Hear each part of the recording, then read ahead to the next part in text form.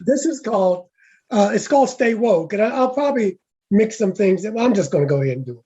Listen, when the Buddha began his ministry, he would travel around India. And of course, he was beginning to teach. And shortly after his enlightenment experience, he encountered several people who had recognized him. His energy had changed. They realized that this was a special person. This was an extraordinary person. And so they asked him, they said, "Are you a god?" And he said, "Well, no, I'm not a god." And they said, "Well, are you some kind of prophet or a holy man?" And he said, No, I'm not." And then someone said, "Well, are you an angel? Are you a celestial, some type of celestial being?" And of course he said, "No, I can't say that I am." And so one of them said, well, sir, then what are you?" And Buddha said, "I am awake." And of course, in today's contemporary jargon, beginning in the African American community, to be woke, to stay woke, refers to being aware and conscious regarding issues of social and racial justice. It means being aware of a truth behind the walls of power, behind this veil that people don't want you to know about. And it could also mean being pretentious. Being woke can also mean being pretentious about how much you really care about a social cause or issue. So being woke at certain times for certain people can be kind of an ego trip. Either way, to be woke nowadays is something that many folks strive to be, and apparently you can also fall back to sleep. So the idea is not only to be woke, but it's to stay woke. There's nothing wrong with that. But I want to put this in another context as well. I want you to keep what I said, but it's a common truth expressed many times that the key to the meaning of life for the individual, right? You have to go within.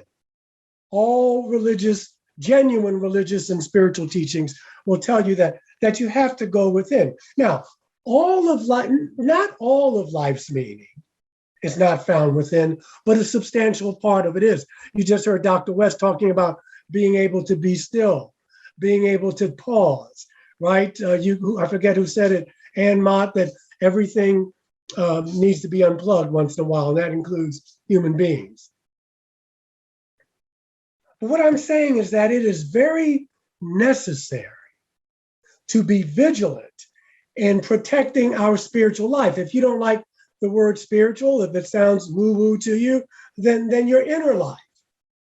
We have to learn to cultivate an inner life, because our attitudes and our beliefs, our perspectives on the meaning and significance of life can recede into the background as we proceed into the future.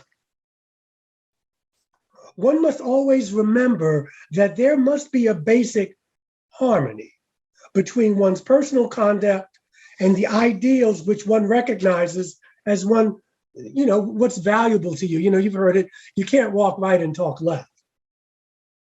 And so when our personal conduct fails to exemplify our own value of the highest good, then the meaning of life tends to disappear.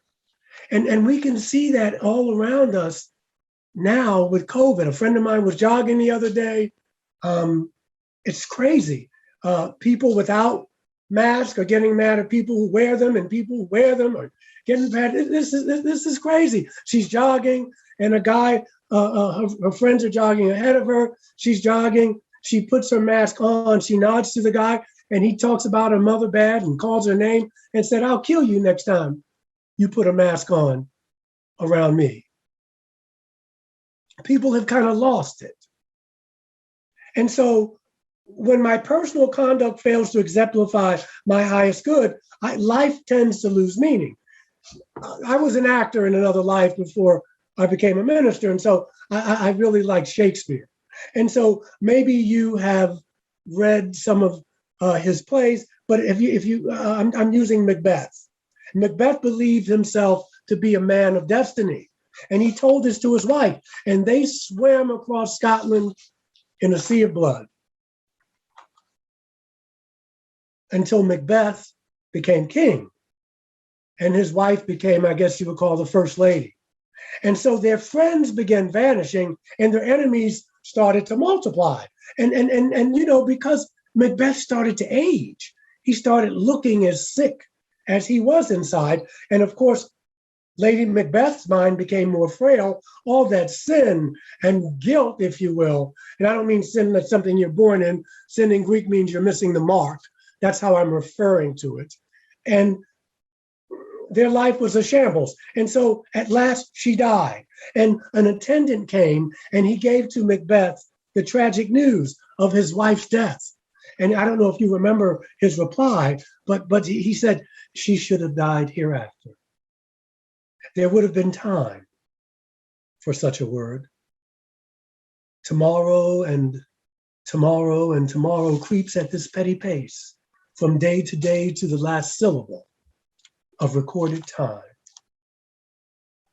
And all our yesterdays have lighted fools the way to dusty death. Out, out, brief candle. Life is but a walking shadow, a poor player that struts and frets upon the stage of life, and then is heard no more. Life is a tale told by an idiot, full of sound and fury, signifying nothing. Now, to say that brother was depressed is an understatement. But why was life viewed this way by Macbeth? A tale told by an idiot, signifying nothing. Now, this is heavy stuff. Why the bitterness? Because in his private life, he had violated his own ethical judgment. Is life to you or someone you know just a grinning skull and crossbones? Is there nothing sacred? Is there nothing to be viewed with awe and wonder, right? We've heard it, the kingdom of heaven is within. You want to keep that childlike wonder. You don't want to be childish, but you want to keep what's childlike in us. Because if you've lost that, then you are really lost. Another attitude that may keep one from staying awake is the attitude that, hey, I've seen it all. I've been around the block. Come on, it's not my first rodeo. I'm intelligent. You can't fool me. Nothing impresses me. I've been almost everywhere and I've seen almost everything. Come on, I have no illusions. This attitude keeps individuals from learning very much about just the ordinary of life. People who love drama usually have this kind of attitude. They can't be, they get bored easy. You've been in a relationship. If you're used to a lot of drama in a relationship, you get in a relationship, things are going well. You start getting a little nervous. Wait a minute, things are going really smoothly here. Something's wrong here. I need to get something going here. People do that because we've lost sight of just what it means to be bored, what it means to just be simple, to understand the mundane. Oscar Wilde had said many wise things, but he also said there's always room in an uneducated man's or woman's mind for a great idea.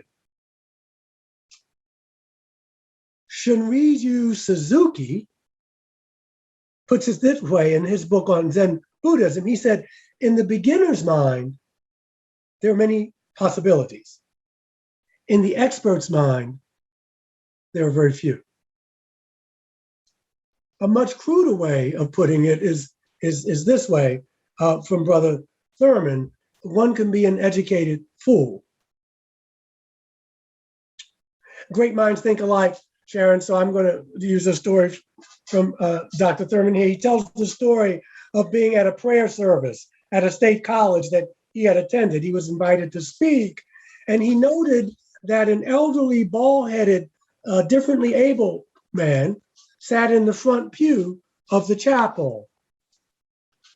He walked on these two large crutches, and at the end of the service, he comes up to Dr. Thurman, and he said, I want to bring you a gift for the inspiration that I felt while you were speaking during the service. I want to give something back to show you I appreciate you. So he told Thurman that he was going to come to his room at 11:30 that evening. So Dr. Thurman said, okay. And, he made inquiries about the man, getting his name, and you just don't want someone knocking on your door at 11 o'clock at night. And he discovered that the man made his living by stitching shoes at the college. So at 11 o'clock, sure enough, he knocked on the door. He put his crutches on the floor, and he helped himself up to the chair. Dr. Thurman obviously had let him in. So he asked Dr. Thurman, he said, do you like Shakespeare?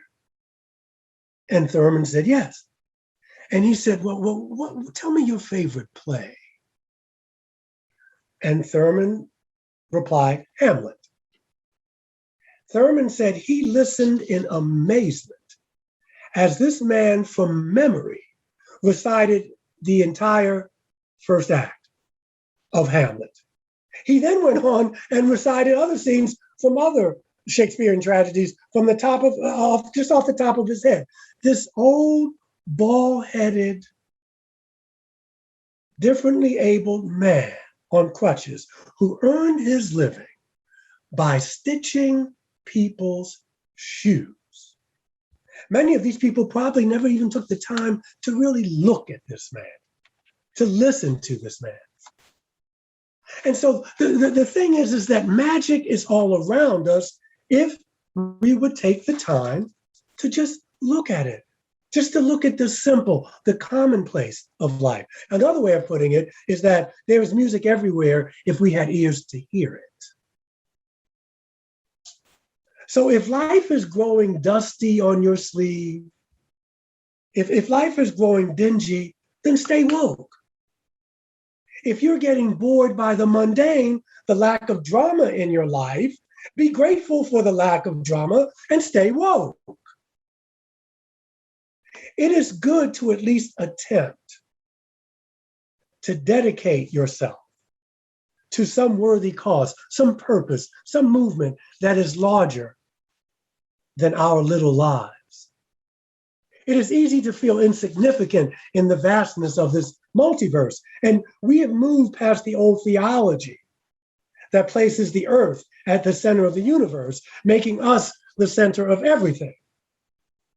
Astronomy reminds us that this earth is just a tiny little speck of dust that's just whirling in the wind. You've seen those little memes where you see Saturn and you see Jupiter and then you see the earth and there's a little arrow that says, you are here. Now that puts it in perspective. We live, you and I, in the southern part of the eastern half of that tiny speck of rock. We live in one country in the southern part of the eastern half of this tiny speck of rock. We live in one city, in one country, in the southern part of the eastern half of that tiny speck of rock. The net result is that we are oppressed by the littleness of our lives. We are overwhelmed, and the meaning that we do find in life is often comparable to our interpretation of how significant we believe we are in this vastness. And this is why Dr. Thurman talks about the contradictions of life are not final. We believe that. We may not always believe that. Good Friday has to come before Easter. Sometimes you have to suffer a little bit to get where you need to go. And so it appears to me that perhaps it would assist us if it is our obligation to find something something in our world where we can devote our being, some cause or some purpose, something that's greater than ourselves. Now, that may be the key to happiness. I don't know. I have to think about it. But that may be the key to happiness, but it's different for all of us. What I do know is that if you would know the meaning of life and you want to keep that meaning fresh and vital, just stay woke. Just simply look around you. Select some cause, some great purpose. Identify yourself with some overwhelming need and devote yourself to it. Something that stirs you in your breast, more important to you than life or death. Now, some people would call it your life's mission. You can call it what you will. If life has no meaning for you, or you are getting bored, perhaps, not definitely, but perhaps you are at war with your ideals. It may be because your ego keeps you from seeing the truth, that there is beauty in the mundane of life. And you have to identify yourself with something transcendent, something from hour to hour. You have to stay woke. You have to stay woke. It is a truism that like even that brother who talked bad about her mother and called her bad names, obviously that wasn't his shining hour. But for the most part, we are all, the one thing that we have in common here tonight is that we all have a desire to see a better world. I think we can agree on that. Or as Howard Thurman would say, we want to create a friendly world, a friendly folk beneath a friendly sky. I love that phrase. And so there continues the belief that the ultimate destiny of humanity is good. Okay, that the contradictions are not final. Yes, there's COVID. Yes, racism has been gone from blatant to latent. Yes, we could drown. The climate is getting, I mean, all these things are facing us, but still there is hope that we can finally, something's going to happen, that we can get through all of this. And so we must work for the kind of world, even if it doesn't happen. We must work for the kind of world in which even the weakest person may find refuge. And in order to do that, we have to find that within ourselves. Maybe that's why we have so many wars. I don't know. I'm just throwing it out there. If I knew, we could split the Nobel money, but I don't. But I do know that we love war as a species. I know my country loves it. Dr. King talked about this, that my own country is the greatest purveyor of violence in the world today. But even it's just curious to me. We know how bad war can be, but we're always at war. We were at war in Afghanistan. Now we're going to find somebody else to fight. There's a war on drugs. We got the war against cancer. We got the war against COVID-19. I was watching football the other day, and the quarterback threw the ball, and the announcer said, "Boy, he pulled the trigger on that one." But he pulled the trigger. It's just so much. We just love war. We love the imagery of it. We love how it sounds. And we know that war is we know the terror and the wreckage it does to us. We know what it costs. We know that war is a dirty business. But somehow when we're at war, it's exciting. Something's at stake. Look at our country now. With all of its violence and cruelty, it's terrible, but something is at stake. All of a sudden now, everybody counts. We're all essential now because of this virus. Now we realize some people are essential. It took a virus. Now we probably don't really believe that anymore, but we believed it at the time. Where was this before? Now the country cares about what we do because we are at war with this virus. Now everybody's important. What are you doing? Did you get a shot? Did you get your mask? What was this all? Why wasn't I important before the virus? Now everything and everybody counts because there's something in the air. Something's at stake. Their new responsibility. My country needs me, so I fly to the rescue. All of a sudden, perhaps we always need an enemy before we can wake up. I hate to think that.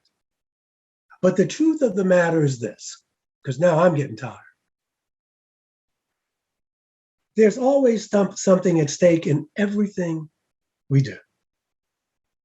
There's an urgency in the living of every day, whether you are high or low, rich or poor, lettered or uneducated, sick or healthy. Each one of us lives under the scrutiny of this universe, this multiverse, God. I don't care what you call it. And so how I live my life is never simply my business.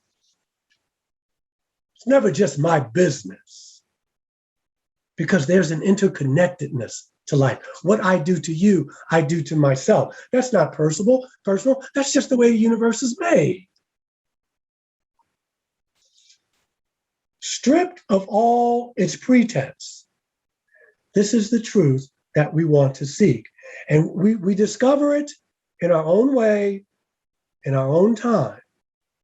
But once we get a handle on this, we will find a way to live a life that is worth living. And we will know, not have faith. Sometimes you don't have to have faith.